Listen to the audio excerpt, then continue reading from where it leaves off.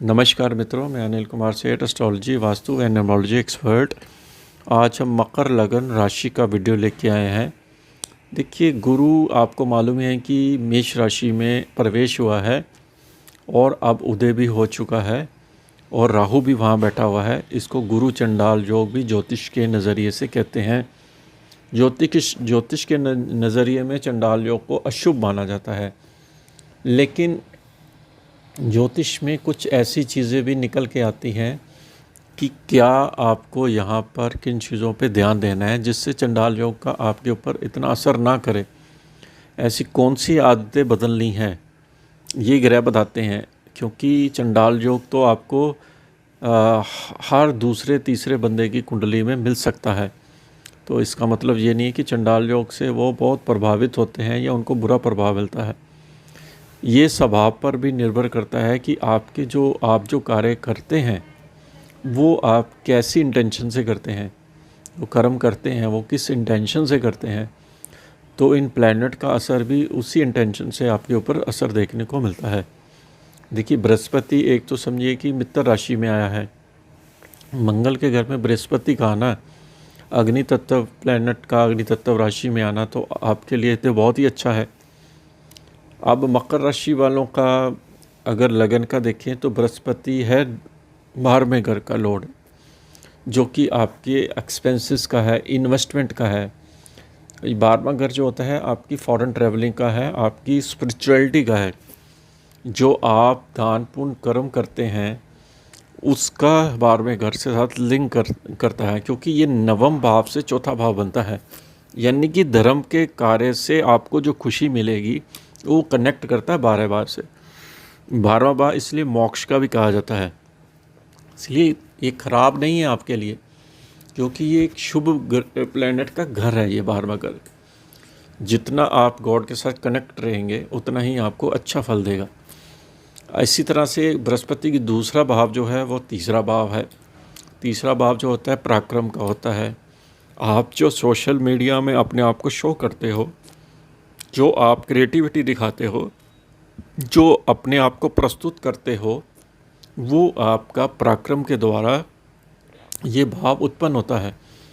क्योंकि ये चौथे भाव से, ये 12वां भाव है, इसलिए चौथे भाव से 12वां, यानी कि जो आप इन्वेस्टमेंट करते हो, जो प्रॉपर्टी लेते हो या कोई वाहन लेते हो, उस भाव से ये उस चौथे भाव से 12वां होने की वजह से ये प्लैनेट जो है, यानी कि आपका अगले भाव में आ गया है। यानी कि जो तीसरे भाव का ये प्लैनेट है मीन राशि का, वो अपने अगले भाव में आने से ये प्लैनेट अच्छा हो जाता है। कोई भी प्लैनेट अपने भाव से 12वां नहीं होना चाहिए, क्योंकि अगर तीसरे भाव का लॉर्ड, जब आप देखें कि 12वां था कुंभ राशि में, तो आपको बहुत फाइनेंशियल दिक्कतें और संकट का सामना करना पड़ा। लेकिन ये अपने भाव से अगले भाव में, यानी कि दूसरे भाव में आ गया, इसलिए आपके लिए फ़ायदा है, फ़ायदे वाला है। वो किस चीज़ कैसे फ़ायदा देगा? दूसरे भाव है आपका प्रॉपर्टी का, यानी कि प्रॉपर्टी से फ़ायदा देगा, वाहन से फ़ायदा देगा आपको। और अगर आप विदेश के साथ कोई लिंक करते हैं या एक स्थान से दूसरे स्थान से यात्रा करते हैं, उस भाव से ये पंचम हो गया, आप समझ गए। तो 360 डिग्री हमें कुंडली घुमानी पड़ती है इसके लिए।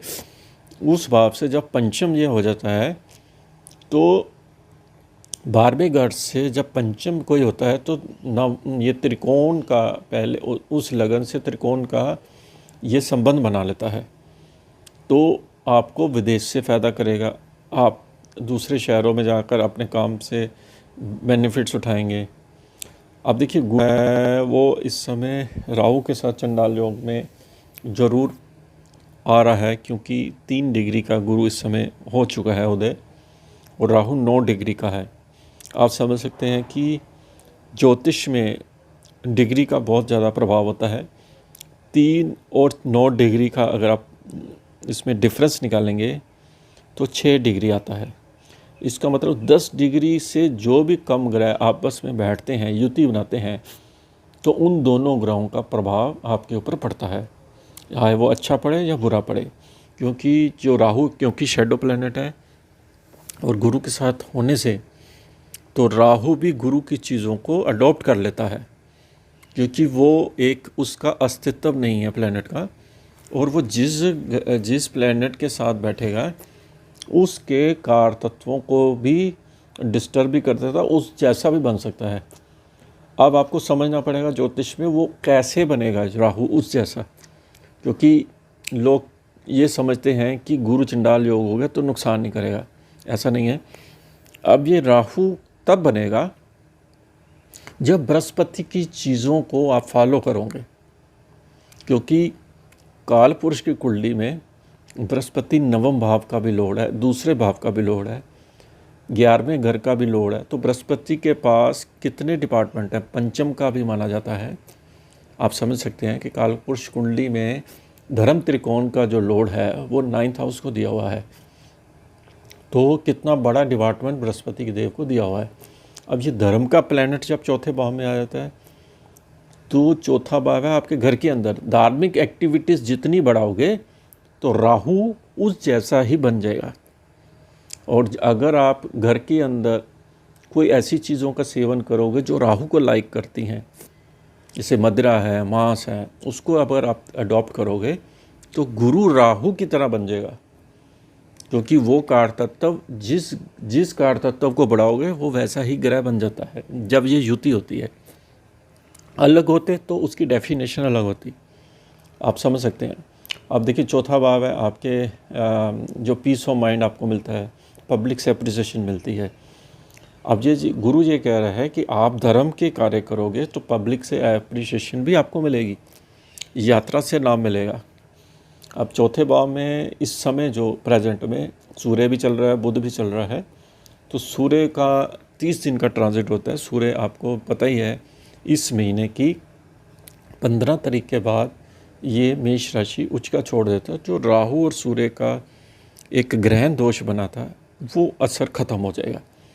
तो बुध भी धीरे धीरे वृषभ राशि में आ जाएगा, और ये दोनों फास्टिंग प्लैनेट हैं, तो रह जाएंगे गुरु और राहु। और उसके ऊपर एक और ग्रह की, बड़े ग्रह की दृष्टि है शनि की।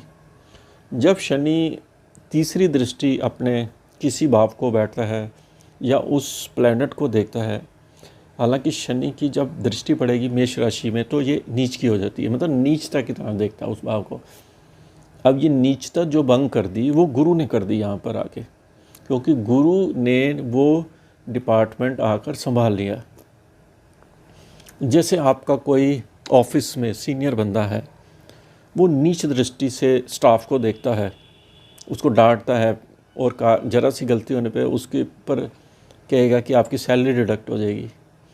तो आपका जो बॉस होता है, ओनर उस कंपनी का, वो कोई ऐसा बंदा हायर कर लेता है जो कि उसके ऊपर कंट्रोल करता है, उस मैनेजर के ऊपर।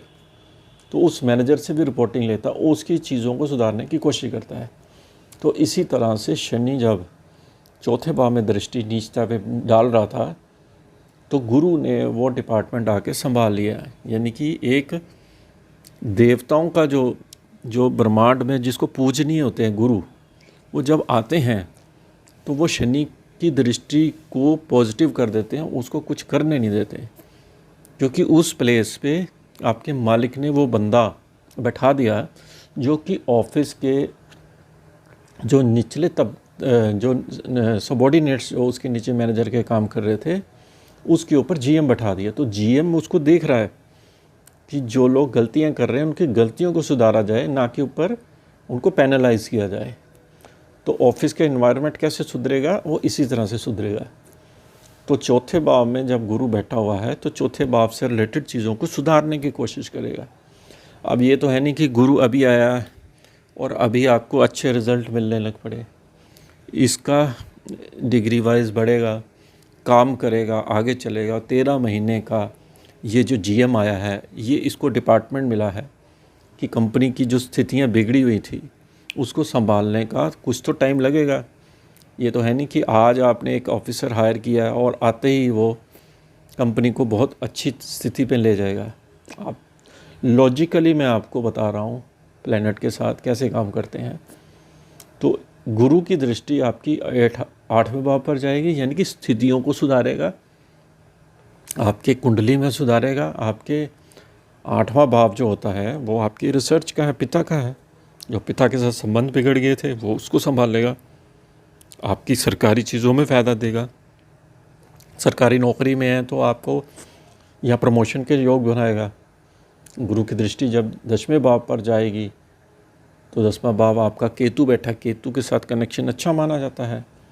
धर्म त्रिकोण की चीज़ों में आपका फ़ायदा मिलेगा, आपको ऑफिस में एप्रिसिएशन मिलेगी। अब आप जब लंबे टाइम पर अच्छा काम करेंगे ऑफिस में तो नेचुरल है बॉस खुश होकर आपको डबल सैलरी दे देगा। तो ये चीज़ें ग्रह बताते हैं कि किस तरह से आपको संचार करना है, दुकान हो या ऑफिस हो या कोई भी सेक्टर हो, कारखाना हो, इसी तरह से चलना है काम। इसी तरह गुरु 12वें घर पे देखेगा धनु राशि को। तो आप जब स्पिरिचुअल यात्रा करोगे, धर्म के काम करोगे, धर्म के साथ अटैच रहोगे तो नेचुरल है आपका गुरु मजबूत होगा, और जब गुरु मजबूत होगा तो आपको इससे फ़ायदा मिलेगा। तो ये चंडाल योग से बचने का बहुत बड़ा, मैं आपको एक बड़ा डीपली चीज़ मैंने निकाल के दी, तो कैसे आपको गुरु का मजबूती प्रदान करनी है जिसकी वजह से राहु का उसके ऊपर कोई प्रभाव नहीं होगा। जैसे जैसे ये डिग्री आगे बढ़ेगी वैसे वैसे ही आप देखेंगे कि गुरु राहु की डिग्री से दूर होता चला जाएगा, तो आपके ऑफिस में सुधार करता चला जाएगा। और ये अक्टूबर के बाद राहु चला जाएगा मीन राशि, वो अपने घर चला जाएगा, गुरु वहीं रहेगा टिल अक्टूबर तक। तो वो आपका ऑफिस का जो इन्वायरमेंट बिगड़ा हुआ था वो आपका सुधर जाएगा।